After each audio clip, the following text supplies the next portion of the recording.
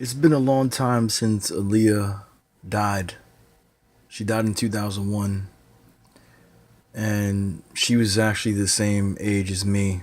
She would have been the same age I am now. She had been alive. We were born the same year. She was even born the same month as me.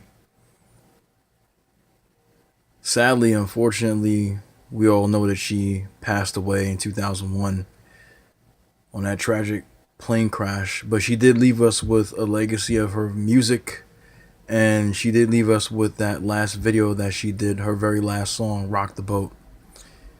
It was really hard for me to listen to that song, let alone watch the video when I heard that she died, because like many other black men, black males, I should say, because I was in my early 20s back then, just like her, um, I was in love with this girl.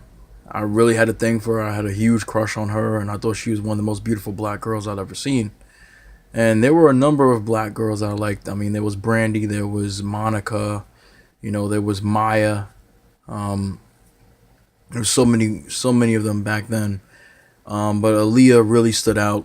I mean, there was a lot of controversy with her and R. Kelly because she was underage and she was married to him. And of course, R. Kelly had a tendency to mess with underage girls. And we already know that. But she was something special. She had a really great voice, and I loved every single video, every single bit of music that she popped out.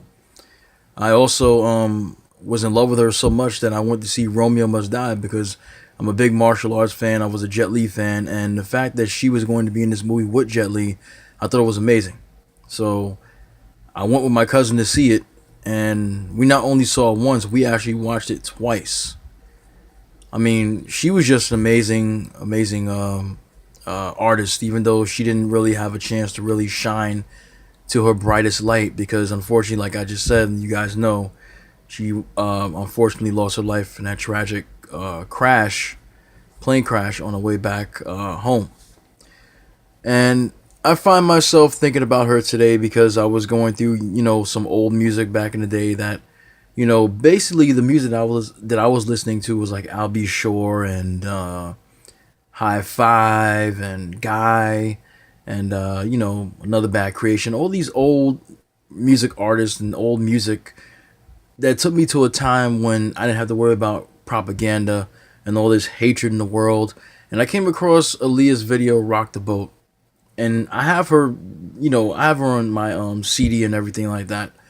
But it was cool to actually look at this video again after not seeing it for a while. I actually liked the video and put it in my playlist, and she is just one of the most beautiful women. One of the most beautiful black women that walk this earth. And there are many of them, but God, this woman was, to me, she was the best. If I had a crush on any black woman, it was definitely Aaliyah. No doubt about it, hands down. She was absolutely gorgeous, stunning, beautiful black hair, gorgeous lips, eyes, body, skin tone. She was the complete package. She was songstress, beautiful voice, like an angel. And I'm not gonna lie to you guys, I miss her. Now I'm a married man, but I mean, this is one of my first crushes, so I just wanted to share this in a video. My wife doesn't really have a problem with it. She didn't even know who Aaliyah was because she never heard of Aaliyah before. She knows who Janet Jackson is. She knows who Whitney Houston is and Beyonce, but she doesn't. She didn't remember ever hearing about Aaliyah.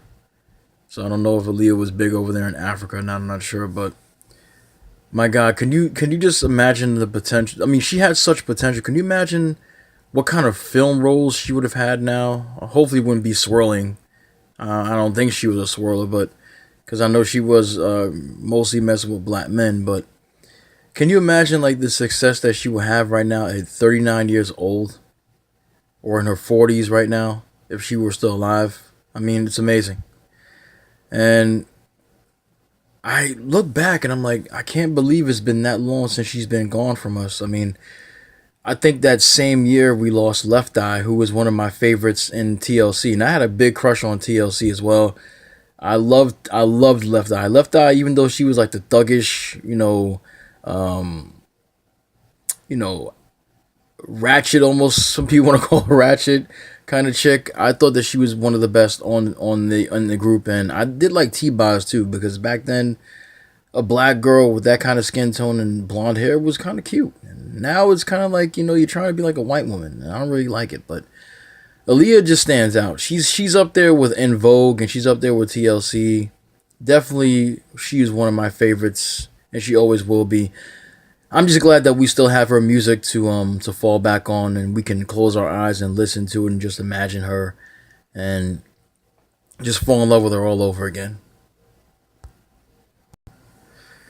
I'm going to admit something in this video. I'm really going to admit something to you, and I might have mentioned it before, but I think that even I was guilty of being colorist when I was younger. I didn't know any better. I should have known better, but I didn't. I just had more than affinity for light-skinned women, and I noticed that throughout my teenage years into my early 20s, a lot of the black women that I liked were light-skinned. And I didn't like them because they resembled white women. I just happened to like those types of women. Had a thing for, like I said, I liked Brandy. She wasn't light skinned, but I liked Monica. I liked T-Boz. I liked Left Eye. I liked Brandy. Excuse me, Brandy. I liked Aaliyah here. I had a crush on a lot of these light skinned type black women. And nowadays, I see the beauty.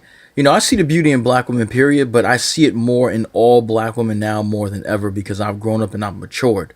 And I can admit that I made a mistake by being a colorist kind of black man, because it's not good to be that way, because you separate women from a certain group, and you only choose this type of women, and that's not the way you really should be. We already know that colorism is a problem, and I don't really want to get into it in this video because I don't really have any right to speak about it, but I just wanted to admit to everybody that I made a mistake of being colorist. I like what I like in black women, but I see that I was that kind of guy. I was into a lot of light-skinned black women. And now I see all black women as beautiful. Not saying that I thought they were ugly back then, but these just more were my preference. But man, Aaliyah, man, I really miss this chick. And I'm sure that her fans out there, just like me, miss her as well. And just like one of the songs that she sang, she's one in a million. And there'll never be another one like her. And I just got reminded about her today, even though she's always been in my thoughts over the years. Just listening to that one video, Rock the Boat, I can sit back and relax and close my eyes and listen to how mellow that music is. And that song is bittersweet to me because it's a beautiful song, but it's also bittersweet for the simple fact that I know it's the last song that we'll ever hear her sing. Because that's the last song that she ever did, and that's the last video she ever filmed before getting back on that plane and losing her life, unfortunately. I plan on making a tribute to Aaliyah, a musical tribute, and I hope that everybody who's watching this video will give it a look. I'm going to be doing one in the next day or so, so the next upload pretty much you might see will be an upload of a tribute to her. She's one of the best artists that was out there.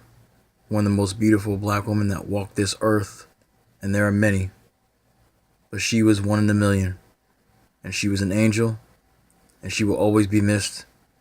And Aaliyah, I love you. Thank you guys for watching this video. I'll talk to you next time.